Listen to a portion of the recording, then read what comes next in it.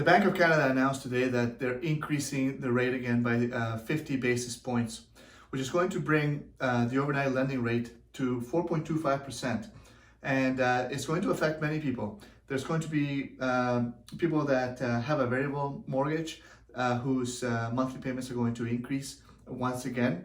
And also if you're somebody that's looking to purchase a property, now your purchasing power is going to be affected, and you're going to qualify for potentially a little bit less. Or if you're stuck at a particular price point and a particular home that you want to buy, then that house is going to cost you a little bit more if you haven't locked in your interest rate. Also, people that are looking to refinance their current home, their mortgage might be coming up for renewal, and they're looking to refinance that mortgage. Then they might be looking at increased costs there as well, right? There's a category that's going to be of concern for a lot of Canadians across the country, and typically when you see this drastic increase in interest rates, is aimed at calming inflation. However, with that, it affects the pocketbooks of homeowners, and some people are going to be fearful that they could go into bankruptcy. They might not be able to afford the payments anymore, and they might have a specific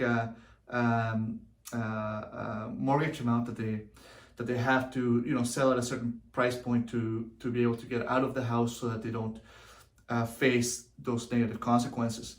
But when it comes to managing the situation, there's a few tactics that homeowners can implement to ensure that they are in good financial shape as the government navigates through these inflationary periods that we're all experiencing right now.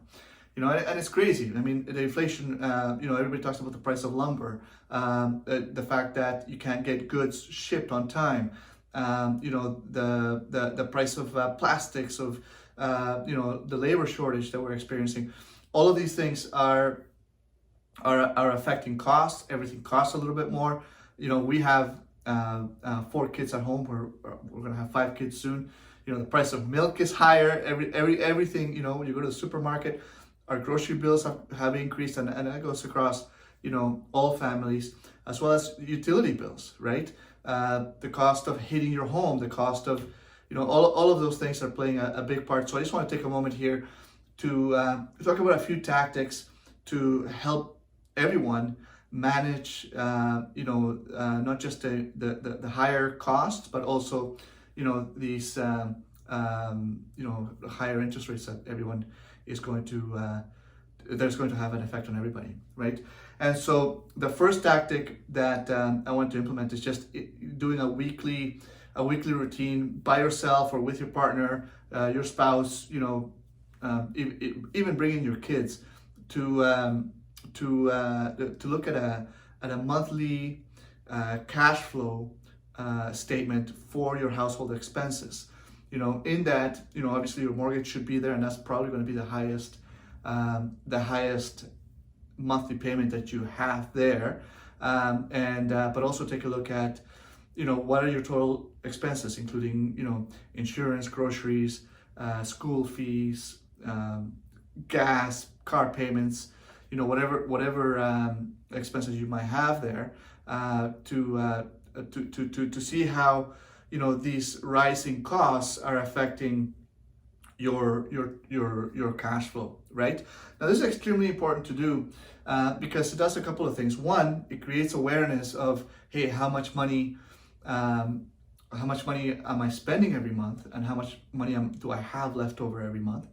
And I'll tell you this, I used to be I used to procrastinate on this exercise all the time, because I didn't want to see where I was spending money, and I didn't want to see, I didn't want to face the reality of where my finances were back in the day.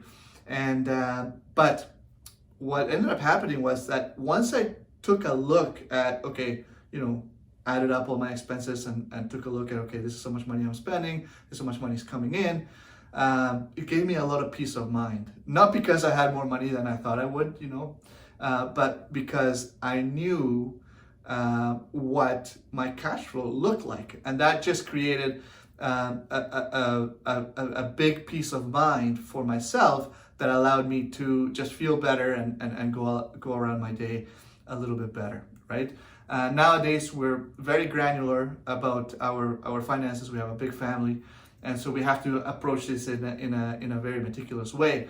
But one of the things that it helps us when I do this with my wife is to identify expenses that we can cut out, right? So for myself, a few months ago, we realized that I was, going to coffee shops 2 or 3 times a day and spending $5 here, $5 there. And if you add that up, it can become a big expense over the course of a month. So making the decision to bring my own coffee with me, as opposed to going through the drive-through and spending the time there while I'm going, in between appointments or going to drop off the kids or whatever, just bring my own cup of coffee. The cost of that, of making it at home, versus the cost of going to a coffee shop 2 or 3 times a day is significantly less, and it's a small change that I made that allowed me to save some money on a monthly basis, right?